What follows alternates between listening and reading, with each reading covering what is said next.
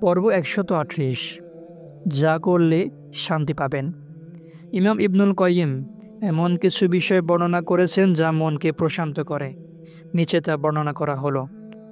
তাওহীদ ও একত্ববাদ, অর্থাৎ আল্লাহর সাথে তার ইবাদতে কোনো শরিক না করে, তার সকল গুণের সাথে অন্য কাউকে শরিক না করে একচেটিয়াভাবে শুধুমাত্র তারও ইবাদত করা। কাফির ও মুশরিকরা যারা মহান আল্লাহর সাথে শরিক করে তারা আসলে মৃত, জীবিত নয়।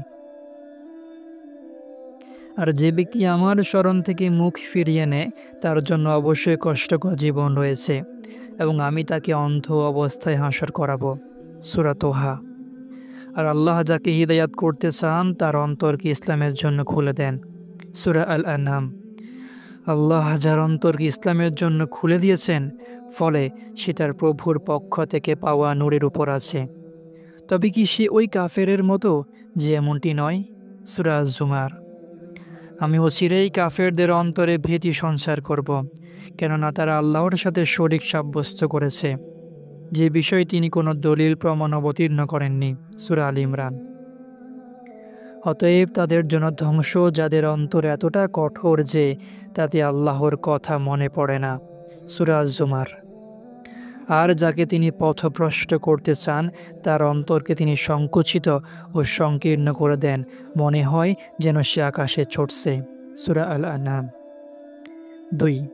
উপকারী ইলম বা জ্ঞান। কেননা আলেমরাই, জ্ঞানীরাই সর্বাপেক্ষা সুখী, স্বচ্ছন্দ, নির্জঞ্জাট এবং পরিতুষ্ট। কেনই বা আলেমরা এমনটি হবেন না?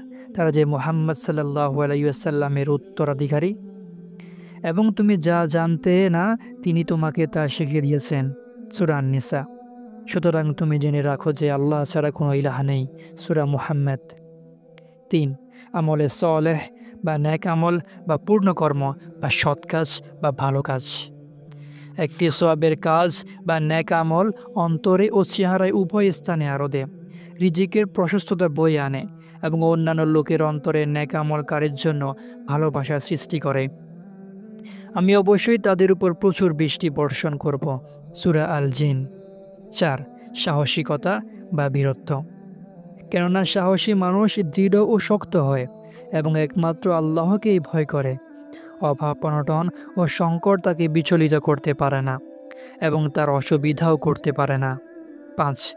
পাপ না করা। পাপ মানুষের মনের শান্তি নষ্ট করে দেয় এবং পাপের ফলে মানুষ নিজেকে নিঃসঙ্গ ভাবে এবং চারিদিকে অন্ধকার দেখে।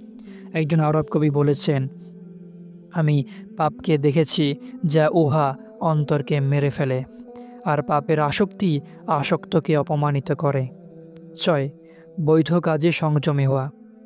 কথাবার্তায়, ঘুমে, মানুষের সাথে মেলামেশার ব্যাপারে এবং খাওয়া দাওয়ায় সংযত হতে হবে। ওয়াল্লাযীনা হুম আনিল লাগওয়ি মু'রিদুন। আর যারা অনর্থক ক্রিয়াকলাপ থেকে বিরত থাকে। সূরা আল মুমিনুন। মানুষ যে কথাই বলে ততপর এক প্রহরী তার পাশেই রয়েছে। সূরা আল কাহফ। এবং পানাহার করো তবে অপচয় করিও না। সূরা আল আরাফ। একজন আরব কবি বলেছেন, হে কুকর্মকারী, তুমি তো অনেক ঘুমিয়েছ, তুমি কি জানো না যে মৃত্যুর পর লম্বা ঘুম আছে?